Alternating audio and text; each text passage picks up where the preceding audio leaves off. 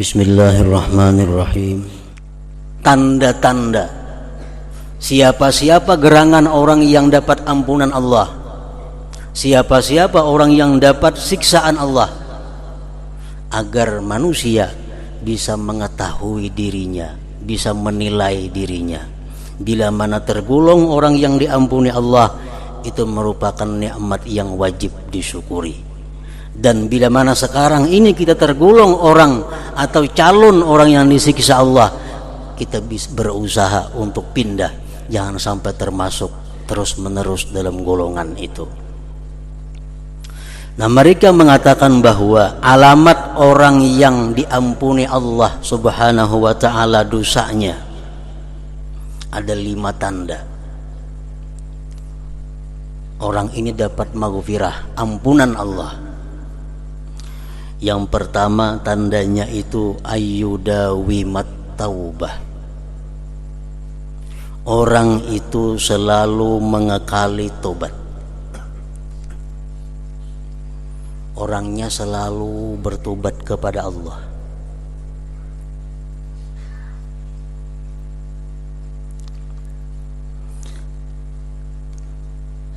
Berapa kali tobatnya tergantung, terserah kita.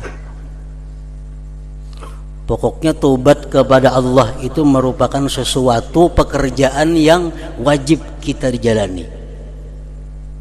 Pekerjaan yang wajib kita kerjakan setiap hari, agar kita tergolong dalam orang-orang yang dapat ampunan Allah subhanahu wa ta'ala. Rasulullah pun memberi contoh, inni la atubu ilallah bil yaum 70 marrah, rawahu Nasa'i. Sesungguhnya aku tobat kepada Allah dalam sehari 70 kali, kata Rasulullah sallallahu alaihi wasallam. Tobat itu intinya adalah menyesali.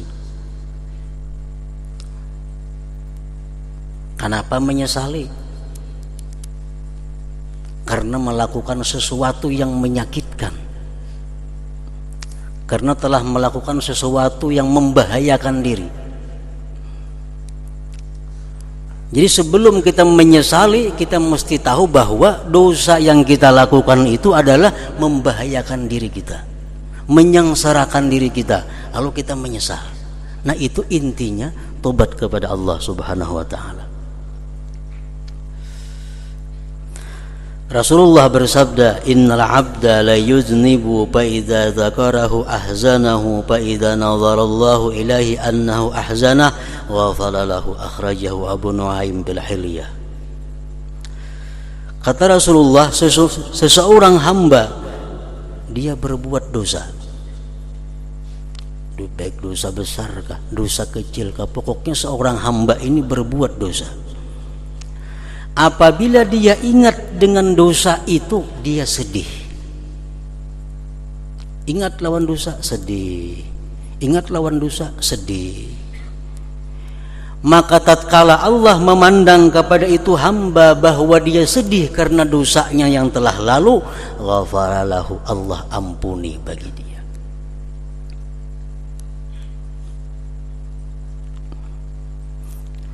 Dalam hadis yang lain Rasulullah menyatakan sebagaimana dikutip oleh Imam Al-Ghazali dalam kitab Ihya Ulumuddin, bahwa kata Rasulullah, ada dosa yang membawa seorang hamba ke surga. Ada dosa yang membawa hamba ke dalam surga. Sahabat bertanya, bagaimana yang demikian wahai Rasulullah? Dia berbuat dosa, kata Rasulullah, kemudian dia sakit hati, kemudian dia menyesal, kemudian dia sedih. Ingat dosa, dia sedih. Ingat dosa, dia sedih. Ingat dosa, dia sedih. Setiap kali dia sedih, dia akan dapat ampunan Allah subhanahu wa ta'ala. Setiap kali dia sedih, dapat ampunan Allah subhanahu wa ta'ala. Nah, jadi tanda orang yang mendapat ampunan Allah itu adalah, pertama, dia mengekali tobat. Tidak pernah hilang dosa-dosa yang telah lalu dalam ingatannya. Dia ingat dulu pernah melakukan dosa ini, melakukan dosa itu, dosa macam-macam. Ingat sedih, ingat sedih. Yang kedua, tandanya orang yang mendapat ampunan Allah ayyu khalita bis salihin, bahwa orang itu suka berkumpul dengan orang-orang salihin. Tandanya orang nang diampuni Allah dosa-dosanya itu katuju bakawan, katuju bakumpul, katuju bagabung dengan orang-orang salihin. Yang ketiga, tandanya ayyuqbila 'ala ta'ah, bahwa dia selalu berhadap atas taat kepada Allah. Orang ini selalu rajin untuk ibadah kepada Allah, selalu tidak mendapat halangan dan rintangan untuk melakukan taat. Ini tanda orang sukses, tanda orang yang diampuni Allah. Ibadah apapun yang hendak dia lakukan selalu mulus, selalu kada ada rintangan dan halangan. Ada orang bila hendak beribadah ada halangan, hendak memperbuat ini ada halangan, sehingga kada terlaksana ibadahnya. Nah, kalau kita demikian, kita waspada dengan diri kita. Jangan-jangan kita kada tergolong orang yang dapat ampunan Allah Subhanahu wa taala. Malam ini hendak bangun kayaknya pukul 3 nah, sampai yang tahajud. Pukul 3 tak bangun. Malam ini hendak bangun pukul 4. Bangun pas pukul 6. Malam esok kayak itu pulang, malam esok kayak itu pulang. Alarm 2 biji diandak ya tuh ada bangun. Nah, bila kita macam itu, kita waspada. Sako tagulong orang nang kada termasuk dalam ampunan Allah Subhanahu wa taala. Sebabnya apa? Orang yang tergolong dalam ampunan Allah selalu sukses, selalu mudah, selalu terlaksana ibadah yang dia rencanakan, ibadah yang dia inginkan. Yang keempat, ayyadhhaba farahud dunya biqalbi, bahwa hilang kegembiraan dunia di hatinya. Hilang kegembiraan dunia di hatinya.